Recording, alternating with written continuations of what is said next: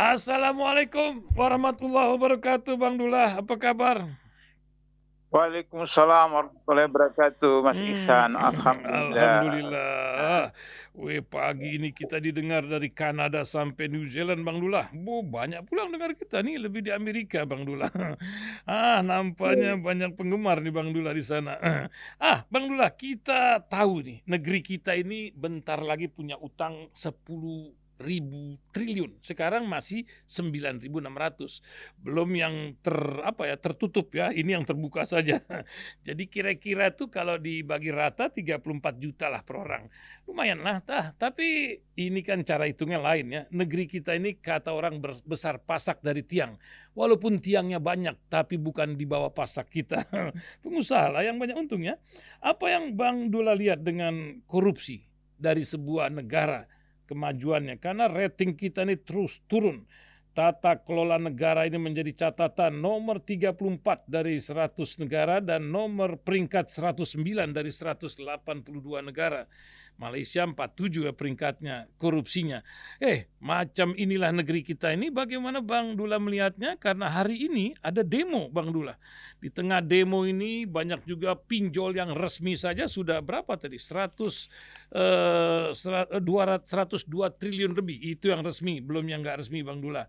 Sian ini orang Indonesia, banyak yang nampaknya akankah kejadian ini dipicu oleh dolar yang terus naik? Sementara Pak Polisi sudah punya undang-undang baru Bang Dula. Ini lebih lincah mereka bekerja. Akankah ini menjadi sebuah kisah lain dari kekerasan aparat terhadap para pendemo? Mungkin Bang Dula bisa ingatkan. Dan pasti Bang Dula pegang kartu BPJS. BPJS pun nampaknya tahun depan katanya bakal boncos 2 triliun per bulan. Ini menjadi sebuah catatan. Ini kan harusnya negara, iuran sih iuran, tapi kan ini mungkin Bang Dula bisa ingatkan. Belum lagi urusan makan bergizi gratis. Baru kebongkar sekarang ini, Hang Heng Hong. Akankah ini mengalihkan siapa yang bertanggung jawab? Nampaknya dadan menjadi bulan-bulanan, tapi ini kan sebuah kerja besar dari sebuah negara yang punya cita-cita macam begini. Silakan Bang Dullah pencerahan buat pendengar radio dimanapun, entah mulai dari mana. Bang Dullah lebih bijaklah memilihnya untuk pencerahan 30 menit ke depan. Tafadhal Bang Abdullah ya Mawa. Baik, para pendengar Rasil yang insya Allah dirahmati pada Jumat berkah pagi ini. Yang pertama soal utang negara 10.000 triliun sekian. Itu utang APBN, Mas Ihsan. Ada utang BUMN. Utang BUMN itu sekitar 6.000 triliun. Kemudian ada utang proyek-proyek yang masih berjalan, katakanlah IKN, kemudian kereta api Jakarta Bandung dan macam-macam seperti itu, sehingga total sebenarnya 20 ribuan lebih seperti itu. Jadi persoalan utang ini kan karena kita tidak memanfaatkan apa yang ada dalam negeri kita sesuai dengan ketentuan pasal 33 Undang-Undang Dasar 45, bumi, air, dan sumber daya di dalamnya dikuasai oleh negara untuk digunakan semaksimal mungkin kepentingan masyarakat. Nah, jadi harus negara itu yang mengelola hutan, negara yang mengelola laut, negara yang mengelola tambang, di mana kemudian negara itu diwakili oleh BUMN, BUMD, seperti itu. Tapi ternyata yang terjadi adalah pengusaha-pengusaha swasta, baik dalam negeri maupun luar negeri. Misalnya tentang emas hijau. Ada istilah emas hijau itu adalah hutan kita. Hutan kita itu kan hutan tropis ketiga terluas di dunia, seperti itu. Nah, kita lihat bahwa kasus Aceh, Sumatera Barat, Sumatera Utara yang akhir tahun lalu, itu satu fenomena. Tapi sebelumnya kan juga sudah banyak di Jawa Barat, kemudian di Kalimantan. Karena penebangan pohon itu secara suka hati saja, yang disebut dengan illegal logging. Saya mau ingatkan lagi bahwa Riau itu mencapai hat-trick, 3 gubernurnya hat-trick ditangkap KPK. Dua berturut-turut itu karena illegal logging. Kemudian di Papua Barat itu satu kecamatan itu rata banjir karena illegal logging antara Pemda dengan pengusaha HPH seperti itu. Itu hutan. Kemudian sekarang ini beberapa tahun terakhir ini beberapa perusahaan listrik swasta itu sudah mati. Kenapa? Karena persediaan batu bara itu ternyata kemudian lebih banyak diekspor keluar. Nah, batu bara ekspor keluar dalam bentuk dolar karena harganya tinggi, tapi dolar itu tidak masuk ke Indonesia. Dolar itu disimpan oleh para mereka pengusaha-pengusaha oligarki, baik yang oligarki dalam negeri maupun luar negeri. Sehingga akhirnya sekarang ini yang kita rasakan dengan dolar makin tinggi, rupiah makin hancur itu karena orang kemudian mau beli dolar karena mereka mau keluar sehingga dolar naik. Nah, ada istilah sell Indonesia seperti itu. Nah, jadi karena itu andai kata misalnya pemerintah kemudian masyarakat itu kembali kepada Undang-Undang Dasar 45 pasal 33, kondisi hutan seperti ini tidak terjadi. Kenapa pasal 33 itu dirumuskan begitu? Karena itu disusun oleh Bung Hatta.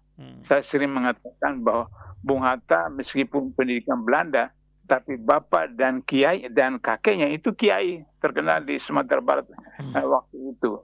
Dan dari mereka itulah mendengar bahwa ada hadis Rasulullah yang mengatakan bahwa mafhumnya umat Islam berkongsi dalam 3 hal. Yang pertama air, yang kedua rumput, yang ketiga api. Jadi karena padang pasir maka rumput. Tapi kalau Indonesia, Malaysia, Thailand kan hutan. Nah, kemudian air itu white gold di padang pasir seperti itu. Baru yang ketiga api itu adalah energi. Nah, jadi 3 ini harus dikuasai oleh negara, baik melalui BUMN, BUMD maupun koperasi petani, koperasi nelayan, atau koperasi masyarakat seperti itu. Nah, karena itu tidak dilaksanakan, maka kemudian hutan habis, laut itu juga kemudian tidak difungsikan dengan optimal. Data-data yang ada itu menyebutkan bahwa kalau laut kita itu dikelola oleh BUMN, BUMD atau koperasi nelayan tanpa KKN, Mas Ihsan, kita punya 20.000 triliun 1 tahun. Potensi laut kita seperti itu. Karena 70% wilayah Indonesia itu laut. Dan pantai kita itu nomor 2 terpanjang di dunia setelah Kanada. Tapi karena oligarki, maka kemudian akhirnya ya kita aneh. Kita masih impor ikan, kemudian udang, kemudian kepiting, kemudian cumi. Garamnya. Kalau garam itu saya pernah tanya waktu masih di KPK, saya satu dirjen, saya undang, kemudian saya tanya, kita 2/3 wilayah ini laut, kenapa kita impor garam dari Australia, dari Amerika, dari India? Kata beliau, garam kita itu tidak cocok seperti itu. Kenapa? Karena prosesnya itu biayanya besar. Nah, kenapa tidak dibuat kemudian seperti negara-negara bisa produksi sendiri? Jadi ujung-ujungnya kalau import itu kan Mas Ihsan ada fee. Ada fee. Di siapa saja. Mulai dari atas sampai ke bawah seperti itu. Nah, kasus MBG ini kan kita lihat kan. Dari atas sampai ke bawah kan seperti itu. Nah, kemudian murid-murid itu dapat 6.000 satu hari. Nah, tapi kemudian bos-bos itu 1 miliar satu hari. Coba. Jadi bisnis apa yang satu hari dapat 1 miliar satu hari, 30 hari 30 miliar. Karena itu waktu bulan Ramadan, tetap harus jalan. Bulan Ramadan itu kan orang tua protes karena anak-anak mau dilatih puasa kan, anak SD, SMP, SMA itu melatih puasa. Tapi tetap saja saya ditanya sama mahasiswa, saya bilang ini kan bisnis. Kalau toko tutup nggak laku seperti itu. Karena satu hari itu 1 M, satu hari 1 M seperti itu. Nah, akhirnya apa? Sekarang itu sudah ada unjuk rasa para investor yang sudah berapa bulan itu tidak dibayar uangnya apa sama sekarang seperti itu.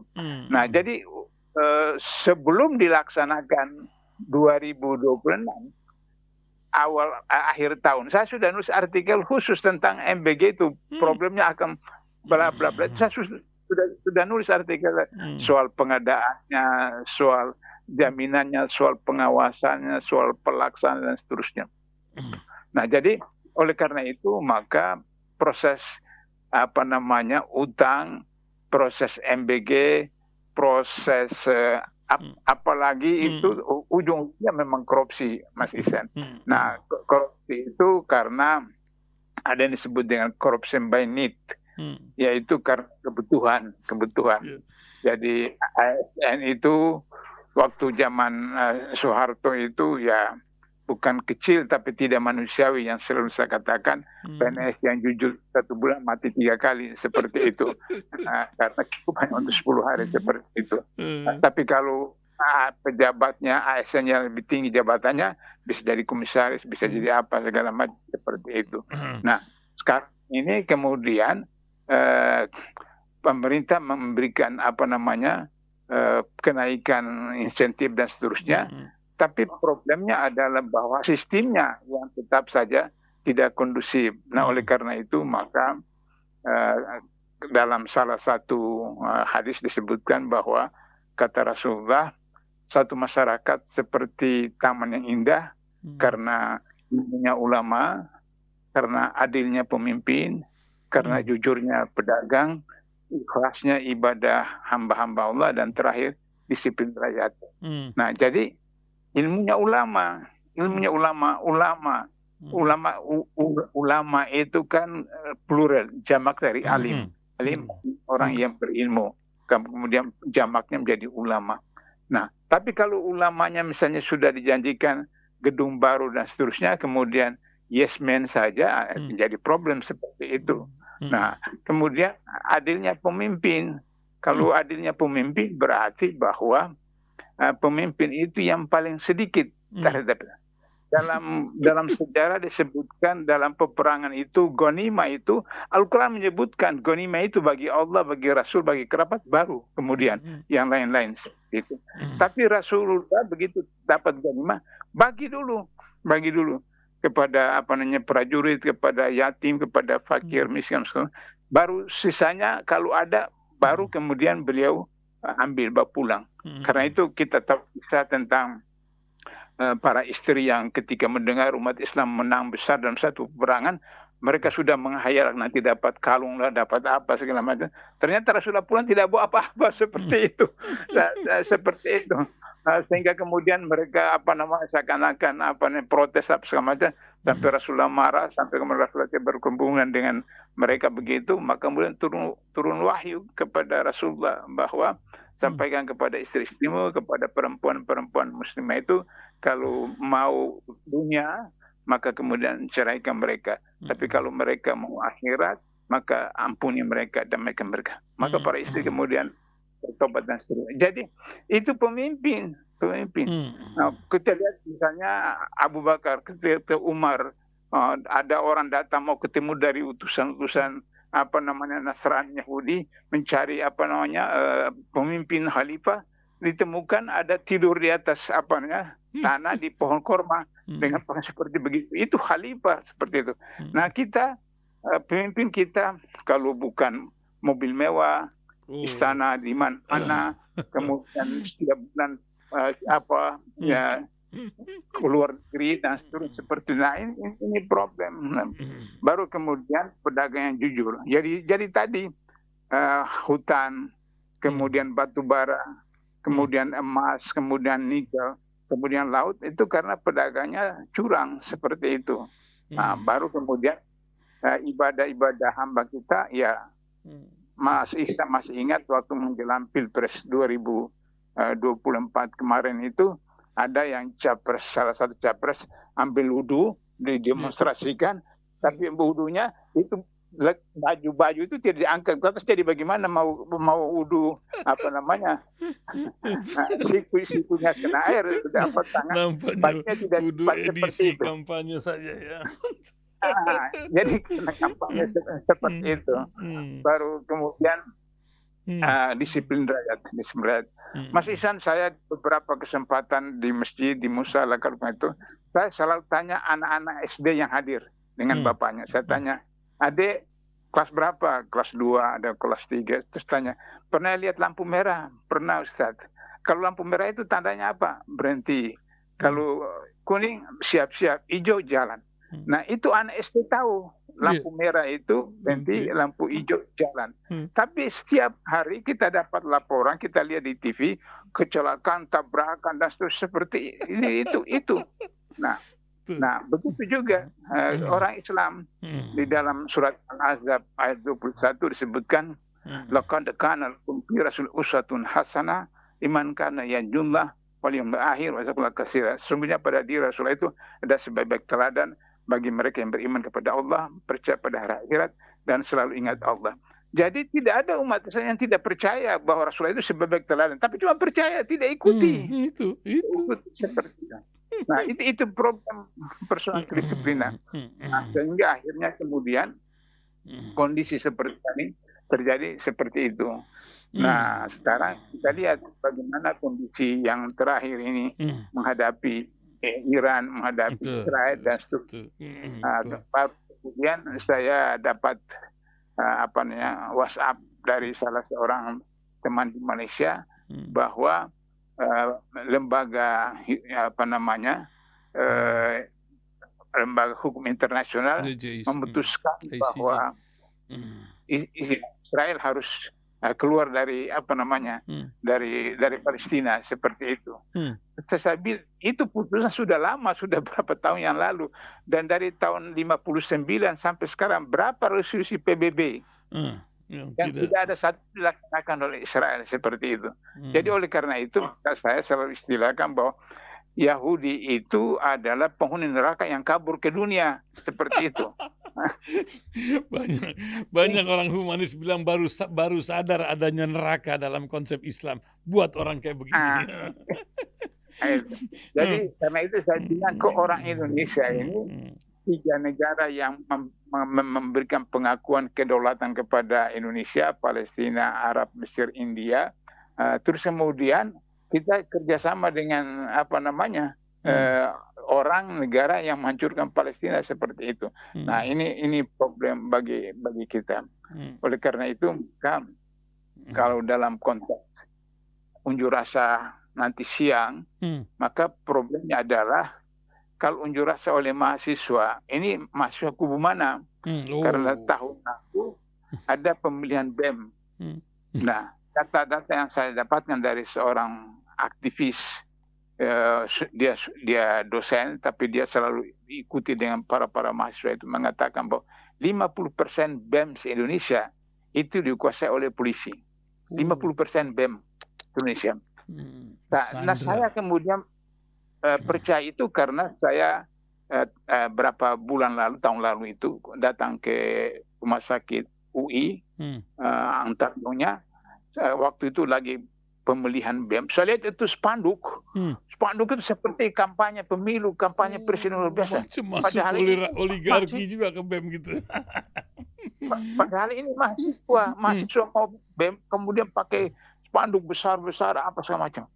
Maka saya percaya informasi dari aktivis itu bahwa 50% BEM itu dikasih oleh polisi. Jadi berarti polisi ikut masuk sana seperti itu. Nah, problemnya adalah undang-undang yang baru ini.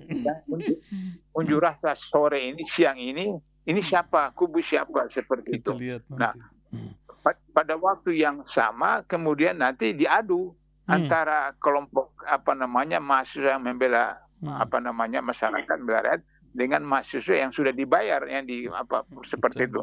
Nah, itu bisa kita lihat lagi dari amandemen Undang-Undang Polri. Amandemen Polri itu kan menjadi problem yang sangat serius. Kalau saya, Mas Ihsan, selalu saya katakan di mana-mana bahwa saya ikuti pola KPK Hong Kong. Ketika baru dibentuk KPK Hong Kong, dibubarkan itu polisi. Hmm. Institusi polisi itu dibubarkan. Baru kemudian untuk ketentraman jalan raya, keamanan apa, dipilih anggota-anggota polisi, mantan-mantan polisi yang masih baik-baik, kemudian dipekerjakan. Jadi oleh karena itu maka seharusnya, kan ini lucu, polisi punya macam problem orang katakan itu individu, saya katakan bukan individu, Mas Ihsan. Kasus Jenderal Sambo itu bukan individu, ada strukturnya. Dari Polri sampai ke Polsek, sampai ke Polres, ada strukturnya. Jadi berarti bukan individu, tapi institusi. Nah seperti itu. Sehingga dengan begitu maka saya setuju dengan beberapa pendapat yang mengatakan digabung saja. Kalau misalnya urusan ketertiban masuk ke Departemen Dalam Negeri, kalau urusan keamanan masuk ke Hankam, Menhankam dan seterusnya seperti itu. Sehingga kemudian tidak ada lagi institusi polisi. Nah sekarang itu mereka sudah melakukan pelanggaran di mana seharusnya melalui Undang-Undang Polri yang lama itu tidak boleh jabatan publik kalau dia masih aktif sebagai polisi, tapi itu dilakukan. Dan seharusnya kan Kapolri sekarang ini kan sudah harus diganti. Tapi kemudian diubah di amandemen Undang-Undang Polri itu dengan usia pensiun itu diperpanjang seperti. Jadi ini akal-akalan betul untuk bisa. Tapi saya bisa paham Mas Ihsan karena Kapolri ini orangnya Jokowi. Ketika Jokowi masih wali kota sana, ini temannya di sana, jadi Kapolres di sana, kemudian jadi Prabowo pun juga tersandra seperti itu, sehingga akhirnya kemudian tidak bisa berkutik juga kepada Kapolri beberapa instansi. Itu beberapa catatan saya. Ya luar biasa.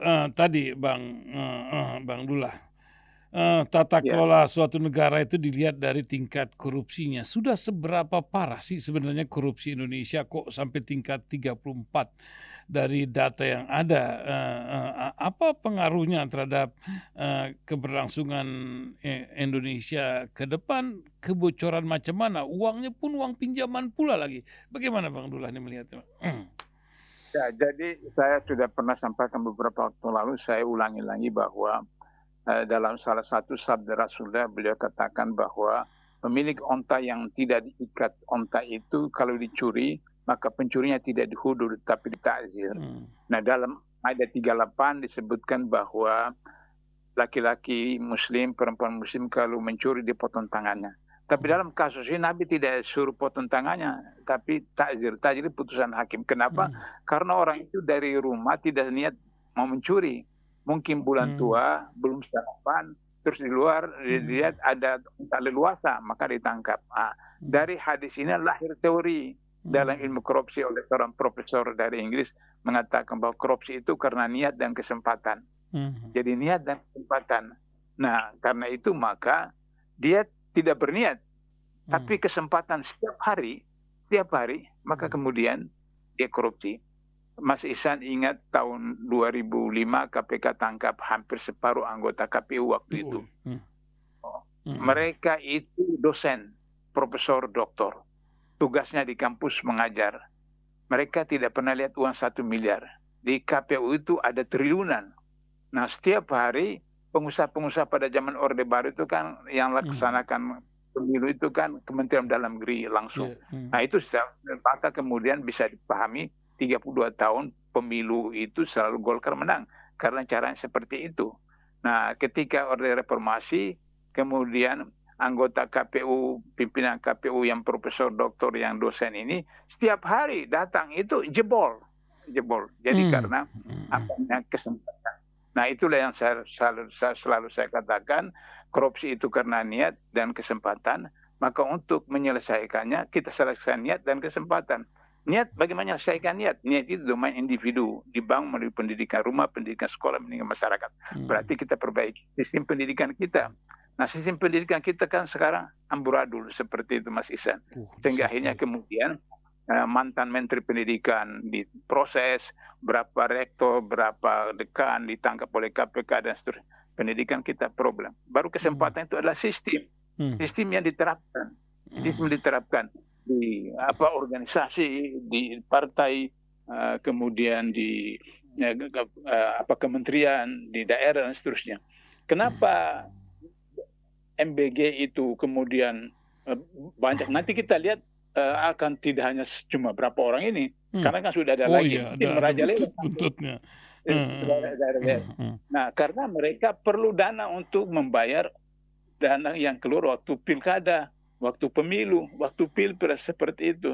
Nah, karena itu maka sistem itu yang harus diperbaiki. Nah, inilah yang saya sering katakan bahwa tahun 2006, 2007 KPK sudah memperkenalkan apa yang disebut dengan reformasi birokrasi.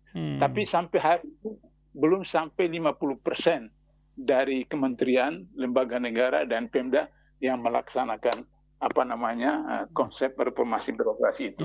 Reformasi birokrasi itu dimulai dengan rekrutmen ASN yang berintegritas dan profesional, kedua remunerasi yang menyejahterakan, dan yang ketiga fungsionalisasi IT, dan keempat pengelolaan sumber daya alam sesuai dengan pasal 33 Undang-Undang 45. Kalau keempat itu dilaksanakan oleh pemerintah dari pusat sampai di bawah, insya Allah 2045 itu betul-betul bisa Indonesia berkah.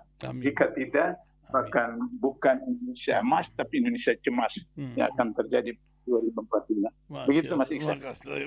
Terima kasih Bang Dullah, luar biasa. Boleh tambah Bang Dullah, ini kalimat hikmah apa nasihat buat Jumat Berkah hari ini? Karena Jumat Berkah yang di imigrasi itu tiap Jumatan sudah kita lewati kemarin. Dia tuh dapat 100 juta tiap Jumat. Mantap, luar biasa. Apa kalau dari Bang Dullah tingkat Jumat Berkah ini kalimat yang ingin disampaikan? Silakan Bang Abdullah Hemawa. Penutup kata hari ini. Saya lihat di TV jamaah haji pulang, terus kemudian mereka pamerkan perhiasan yang dibeli. Orang Makassar tuh biasanya di kampung Bang Dullah itu. Yang dipakai apa semacam. Jadi kalau kita merujuk kepada ayat Al-Quran, Inna sholati wa nusuki wa mahyaya wa mamati alamin, baru kemudian kita mengerti kenapa dari masa penjajahan sampai sekarang orang sudah berapa puluh juta yang pergi haji. Seharusnya Indonesia itu sudah selesai masalahnya. Kalau haji mereka mabrur. Ternyata kemudian mungkin haji yang mabrur itu individunya. Tapi kalau haji yang bukan individu, misalnya untuk instansi apa samanya, tidak mabrur, ya akhirnya terjadi seperti sekarang ini. Jadi oleh karena itu maka persoalan keikhlasan itu menjadi penting. Saya selalu katakan Mas Ihsan, kalau pergi ke masjid atau ke musala, apalagi kalau hari Jumat, jangan bawa dompet. Karena kalau bawa dompet, begitu tromol dibawa ke depan, kemudian buka dompet, dipilih warna merah, warna kuning, warna putih, warna hijau. Tapi dari rumah itu kita masukkan ke kantong. 1.000, 5.000 masuk. Sehingga kemudian itu ikhlas, begitu tromol langsung masuk seperti itu. Jadi ikhlas betul itu. Nah, dalam konteks bagaimana bisa menjadi seseorang yang berintegritas itu, kata Rasulullah, Allah mencintai pekerjaan yang kecil tapi konsisten, kontinu, terus daripada pekerjaan yang besar tapi tidak kontinu. Misalnya setiap datang ke masjid 5.000, setiap 5.000 atau 1.000 atau 2.000. Dari tahun sekali baru kemudian kasih 100.000 misalnya seperti itu. Nah, jadi konsistensi itu dalam Jumat Berkah ini, bagaimana agar supaya kita bisa mendapatkan Jumat yang berkah, semua dari rumah ikhlas, kemudian istri kemudian ikhlas menyiapkan perlengkapan bagi suaminya ke masjid, dan kemudian anak-anak pergi sekolah diingatkan juga kalau waktu sekolah masih di masjid atau di musala ikut, kalau pulang ya ikut ke masjid ke musala seperti itu. Maka ikhlasan itu akan menjadikan kita mulai. Jadi saya tertarik dengan satu ilustrasi bahwa kalau orang miskin punya 2 dirham, dia kasih 1 dirham, itu maka berarti 50% kan? Mas Iksan, 50%. Tapi kalau dia punya uang 1 miliar, 50% 500 juta. Enggak Mikir, mungkin dia kasih. mikir dia. Iya, betul. Jadi oleh karena itu yang kecil tapi continue itu lebih baik dicintai oleh Allah daripada besar tapi tidak continue. Insya Allah. Itu barangkali. Terima kasih Bang Abdullah Hemawa, luar biasa hari ini. Mudah-mudahan Allah berikan kesehatan, keberkahan, dan kemanfaatan buat banyak orang. Assalamualaikum warahmatullahi wabarakatuh. Bang Abdullah Hemawa. Waalaikumsalam.